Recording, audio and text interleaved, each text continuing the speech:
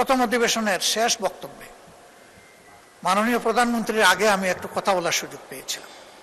যে এলাকার মানুষ আমাকে নির্বাচিত করে এখানে পাঠিয়েছে, মিরপুর কাফরুলের ঢাকা 15 আসনের মানুষ, তাদের কিছু সুখ দুঃখের কথা বলেছিলাম। মাননীয় প্রধানমন্ত্রী সদয় হয়ে আমাকে তার বক্তব্যে বলেছিলেন যে আপনার ওই বিষয়গুলো আমাকে আপনি দিয়ে সহযোগিতা করুন, তথ্য দিয়ে।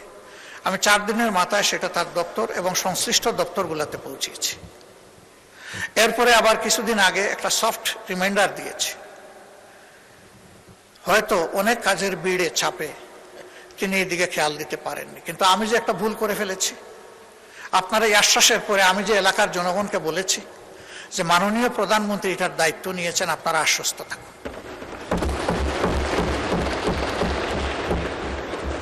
আমি মাননীয় প্রধানমন্ত্রীকে বলেছিলাম অবস্থাটা পানির জন্য কারবালার মতো, 1 ফোঁটা পানি পান করার সুযোগ দিন।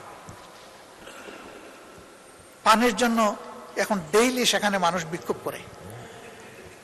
আবার কিছু অসাধু ব্যক্তি রাজনৈতিক যুগ সাজসে রাতের বেলা এরা পানির পাইপ কেটে বিভিন্ন জায়গায় তাদের পাওনাটা আদায় করে, অবৈধ পাওনা আদায় করে সেখানে পানির অবৈধ সংযোগও দিচ্ছে। মাননীয় প্রধানমন্ত্রী, এখন আর এই এলাকা আমার থাকে নাই, দায়িত্ব আপনি নিয়েছেন, এখন এই এলাকা আপনার। বদনাম সুনাম যা হবে আপনার হবে, আমি কিন্তু ভার মুক্ত।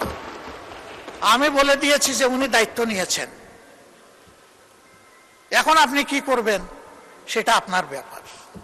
আমি শুধু স্মরণ করাই দিলাম, এই একটি এলাকায় যদি প্রধানমন্ত্রীর কাছ থেকে বিরোধী দলের একজন ক্ষুদ্র সদস্য হিসাবে আমি ইনসাফ না পেয়ে থাকি, তাহলে সারা বাংলাদেশে বিরোধী দলের সদস্যরা কি পাচ্ছেন সেটা তো আমার আশা।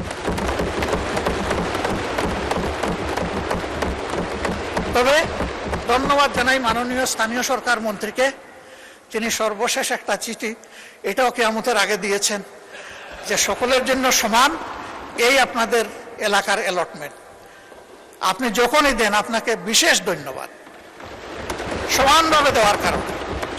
এই সাম্যতাটাই চাচ্ছি, এইটাই মেনটেইন হোক সর্বক্ষেত্রে।